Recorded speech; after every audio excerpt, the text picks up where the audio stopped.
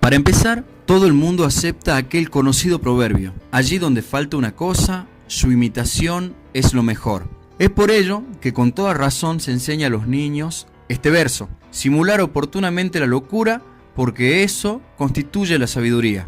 Ya nos podemos figurar qué gran bien es la locura. Si incluso una fugaz sombra suya y su mera imitación merecen tanta alabanza por parte de gente instruida. Pero con franqueza mucho mayor se expresa aquel gordo y reluciente cerdo de la piara de Epicuro, ahí en las epístolas de Horacio, cuando aconseja mezclar la estupidez con la prudencia, aunque sea solo un poquito, añade ya con menor acierto. Asimismo, en otra parte dice que es agradable hacer locuras a su debido tiempo. Y de nuevo, en otro lugar, añade que es preferible pasar por extravagante y bien sazonado que por sabio y desabrido. En definitiva, ¿qué otra cosa contiene el divino poema de la Ilíada sino los necios furores de reyes y pueblos? Por otra parte, ¿qué alabanza más definitiva que la de Cicerón cuando dice que el mundo está lleno de estúpidos? ¿Quién ignora, en efecto, que cualquier bien,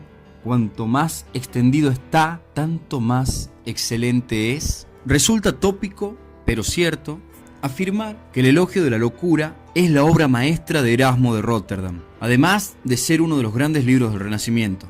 Se trata de un libro satírico, mordaz, paradójico, a veces cruel, pero que también tiene momentos de sensibilidad lírica. Otros lugares comunes, sin embargo, han perjudicado al libro porque provienen de lectores que bien lo conocen de manera fragmentaria o bien lo han leído demasiado deprisa. Las interpolaciones de este libro subrayan la dimensión religiosa del mismo. Por un lado, insisten en las necias sutilezas de los teólogos escolásticos y en el abuso de citas corruptas o mal interpretadas. Y por otro, muestran la ridícula fascinación de los monjes por las ceremonias y el uso del púlpito, de los sermones, para la difusión de las ideas tan simples como son las más falsas e inútiles. De las varias fuentes clásicas griegas o latinas, destacan las ideas procedentes de Platón, como el mito de la caverna, los silenos de Alcibíades, la distinción entre dos tipos de locura, de manera paralela como Platón distinguió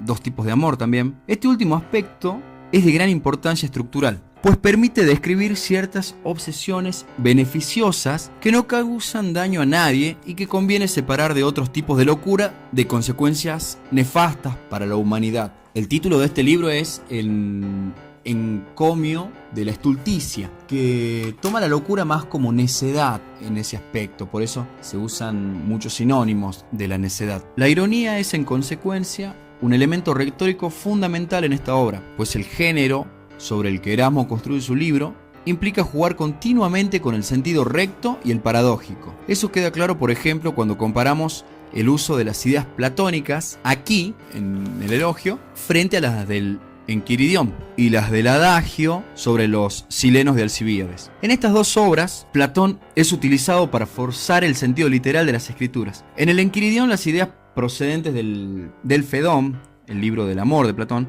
son usadas para exponer una aguda división entre cuerpo y alma, entre materia y espíritu. Pero cuando en la última parte del elogio de la locura usa las mismas ideas con referencia al tema de la locura de Cristo, no tenemos claro que Erasmo comparta esta manera de ver las cosas. Es decir, que él no propone al lector que se practique el éxtasis místico de manera entusiasta, ni que se viva fuera del mundo y de la carne. Otro aspecto importante y novedoso de la obra es que sea la propia locura que hace el elogio de sí misma. Este procedimiento, cuyos precedentes estaban en Plutarco, que había escrito un autoelogio de la pobreza, también se encuentran en Luciano y en Aristófanes. Todo esto permite a Erasmo llevar su ironía hasta extremos de gran sutileza. Por ejemplo, veamos, si la locura se elogia a sí misma, ¿hay que tomársela en serio o creer lo contrario de lo que dice? ¿No estamos acaso ante un dilema parecido al del mentiroso cretense que afirmaba que todos los cretenses mentían siempre? ¿Podemos saber acaso cuándo dice la verdad? Frente a la filosofía y a la nueva teología, es decir, a la teología escolástica, que pretende investigarlo todo y explicar la totalidad de los arcanos, Erasmo se vuelve hacia la profesión de ignorancia de Sócrates y la duda escéptica. Ya en otra obra de él, a saber Antibárbaros, hemos visto que es un alegato a favor de la cultura clásica el apego al escepticismo, en rigor a su variedad académica distinta del pirronismo. Es muy perceptible. En esta obra, el humanista holandés elogia la discreción de los académicos que afirmaban no conocer nada con certeza y preferían discutir de todo sin actitudes dogmáticas ni arrojarse a afirmaciones demasiado aventuradas, y rinde homenaje a la modestia intelectual de Sócrates, que proclamaba solo sé que no sé nada. La simpatía hacia el escepticismo reaparece en el elogio. Por ejemplo, la oscuridad y variedad de todo lo humano es, en efecto, tanta que nada se puede saber de un modo diáfano, según dijeron con buen tino mis queridos platónicos, que son, de entre todos los filósofos, los menos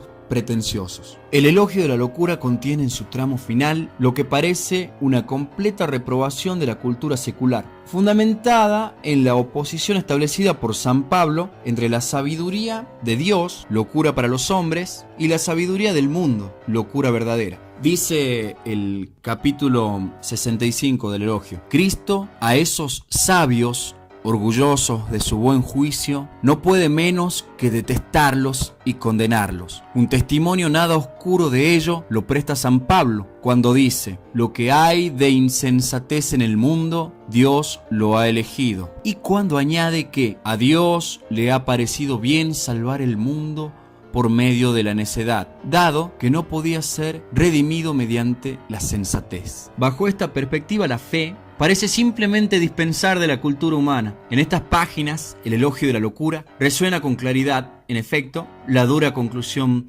paulina. Nadie se engañe. Si alguno entre vosotros cree que es sabio, según este siglo, hágase necio para llegar a ser sabio. Porque la sabiduría de este mundo es necedad ante Dios. Primera de Corintios, capítulo 3, versículos 18 y 19. Con todo, lo cierto es que Erasmo no abandona la reivindicación de los autores clásicos. Tenemos la prueba en otro escrito magistral, el coloquio El banquete religioso. Pero bueno, esa es otra obra que veremos en otro momento. El humanista holandés Erasmo de Rotterdam nos ha presentado a la locura personificada delante de un grupo de personas y a los cuales debía ir instruyendo acerca de sí misma y demostrándole cómo lo que para todos parecía ser algo infausto, en realidad era beneficioso. Una agudísima ironía, una sutilísima inserción de la paradoja nos hace reflexionar acerca de la locura. Podemos pensar también en Foucault cuando habla de la locura en su libro Historia de la locura en la época clásica, el cual quizás no llegue a desarrollar en este episodio, pero sí en alguna otra oportunidad. Los locos eran alienados, eran encerrados en los hospitales generales de Francia, junto con las prostitutas, junto con los pobres. Anteriormente se los subía a la famosa Stulfera Navis, más conocida como la nave de los locos, y se los echaba a la mar a que murieran allí. Hay muchísimos casos de locura en la mitología clásica. Atis castrándose a sí mismo, Heracles también enloquecido, por lo cual después tuvo que venderse a sí mismo como esclavo, la locura de Medea, que mató a sus propios hijos por celos también. Quizás las Ménades estaban locas, siguiendo a Baco cuando descuartizaron a Orfeo, pero la locura que nos interesa es la insensatez.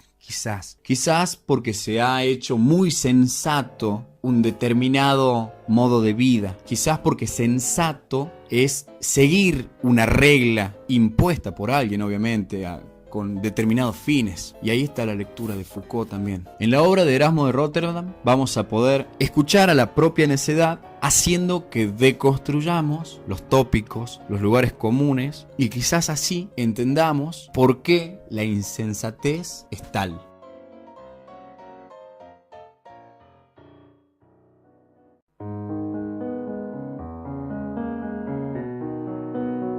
Juan Carlos Fernández, también conocido como Calu, pero mucho más conocido como el Loco Ciudadela, murió hace 5 años ya, a la edad de 57 años, en un accidente de tránsito en un pueblo a las afueras de Monteros, Tucumán. Un personaje muy querido y que despertaba muchísimas sensaciones. Siempre se lo veía en bicicleta por la calle principal en un éxtasis que le provocaba su delirio, a los gritos y a lo lejos se lo escuchaba decir: te amo, mi amor, te amo mucho, Calu te ama. Y la gente no podía menos que sonreír. Era envidiable el fervor con el que gritaba.